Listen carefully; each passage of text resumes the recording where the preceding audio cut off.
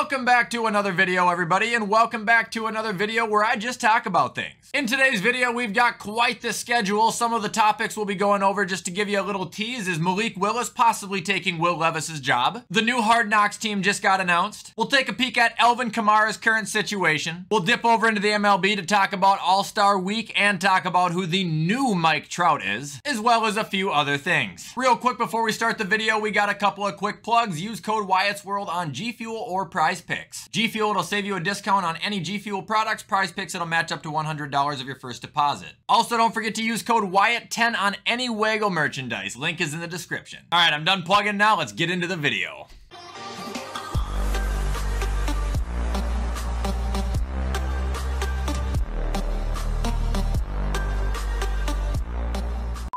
Alright, so first order of business, what is going on in Tennessee with their quarterbacks? Last year they drafted Malik Willis in hopes that he would eventually turn into their new quarterback one, and Malik was also one of the highest rated quarterbacks in the entire draft class. Okay, fast forward a year, they decided to do the same thing and draft another quarterback who was one of the highest rated in the draft in Will Levis. But it is not going as they planned, of course. Multiple articles I've read from different sources all say the same thing, and that is that the Titans invited a quarterback controversy when they selected former Kentucky quarterback Will Levis in the second round of the 2023 draft. We assumed that when Levis showed up, he would immediately push veteran Ryan Tannehill for a spot in the starting lineup. However, the battle we are seeing is Levis versus Malik Willis for the backup role. Apparently, Will is not faring too well and is being outplayed by former third-round pick Malik Willis. Oh. It does, however, go on to say that even if Willis does continue to outplay Levis, there is a good chance Willis will still be the one to get cut. And the reason for that is highlighted down here, as Willis did not do that well last year, and the Titans front office is not confident in his abilities. So what's gonna happen in Tennessee? I don't care.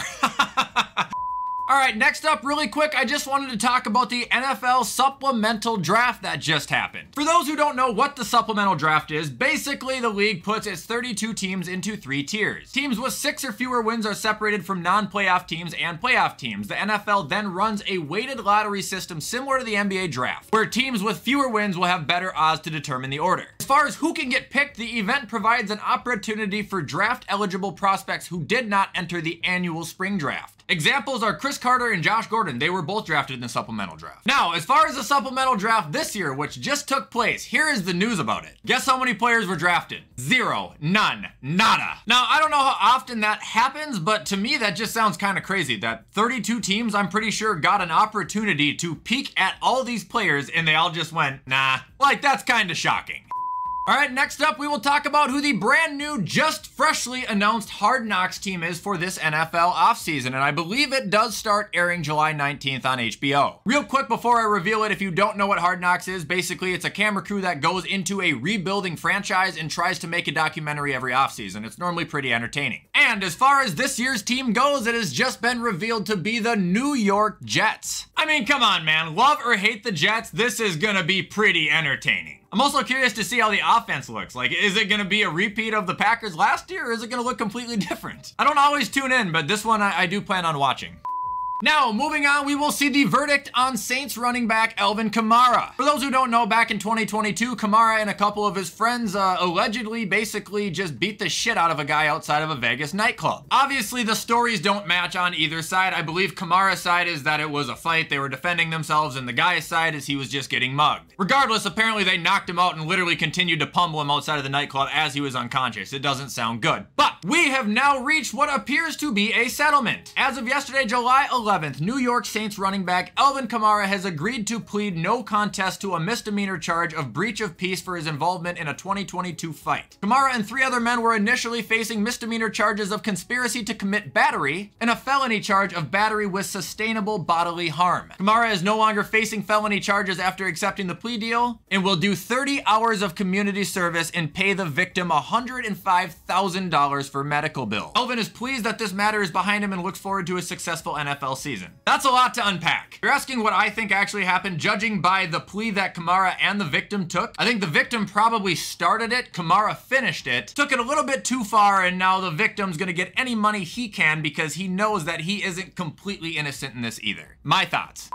And last piece of information on the NFL today is that next Monday, July 17th, is the start of Madden's ratings reveal week. Probably said that with too many S's there, but you know what I'm trying to say. Madden is gonna start rolling out their player ratings next week, and obviously your boy is gonna cover them, and I'm gonna be blatantly honest like I always am. It should be noted, though, that it's not a conspiracy. Madden absolutely intentionally butchers a few ratings to get people talking about their game. It's no secret, yet we're all still gonna get mad about it. So, brace yourself.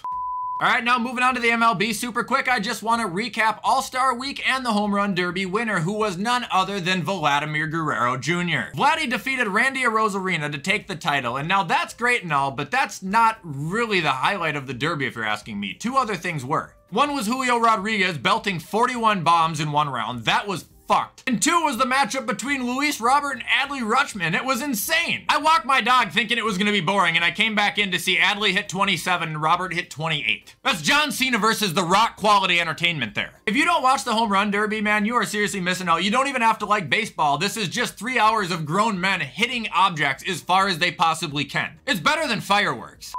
All right, next up, super quick, I just want to talk about the All-Star Game and give a shout out to the National League. You guys finally beat the American League. I can't remember the last time that's happened. Aside from that, I didn't really watch the game. I'm not going to lie. The MLB All-Star Game is probably the most boring All-Star Game out of any sport. But that's because it's baseball and you can't really force, you know, explosive plays in baseball.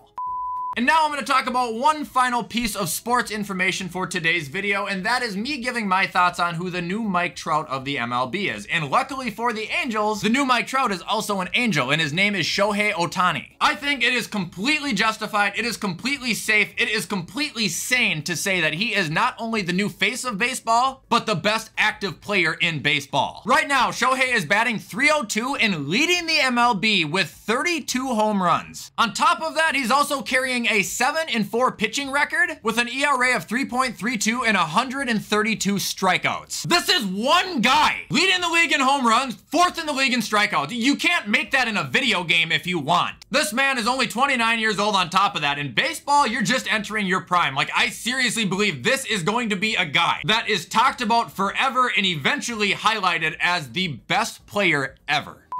All right, and last topic of today, we're gonna talk about the state of movies. Yeah, movies, just like in general, movies. I think movies right now suck, and I think they have sucked for quite some time. And the reason I'm so inclined to say something about it now is because in the last 2 weeks, I've gone to the movie theater 2 times and I have left angry. First was Indiana Jones, that was not a good movie. Second was Insidious 5. Now I understand if you have a 5th movie, which both of those were, it's gonna be hard to continue to make them watchable, but if the previous 4 aren't that bad, why is 5 such a massive drop-off for both series? To be honest, I don't think it has anything to do with them being a 5th installment in the franchise. I think it all has to do with movies in general right now. Every company, every single director, everyone is so concerned with effects, so concerned with the box office, so concerned with profit that they aren't actually putting in good thoughts when making their films. What happened to the 90-minute shit flicks we used to have? Those were the best movies. You ever notice that? We don't get that anymore. We don't get Super Troopers movies. We don't get Happy Gilmores. We don't get Superbads. We don't even get 21 Jump Streets anymore. Every movie that comes out is 2+ hours loaded with special effects to the point where the story is just dumb. I feel like every person's motive right now is if we just make the movie ooh and ah, they won't give a shit if it actually makes sense. And I understand streaming has played a big role into this too, because people don't go to movies anymore because of streaming services. I can see that's why companies don't want to waste their time making possibly a shit flick that's gonna bomb if nobody's gonna go see it in the first place. But what they don't realize is that if they continue to come out with bad movie after bad movie after bad movie, we're gonna be stuck living in a repeating cycle where we just watch the same shit until we die. Like, I'm sick of it, man. I want good movies. I want silly movies. I don't need effects. I just want to leave a theater being like, damn, that was fun.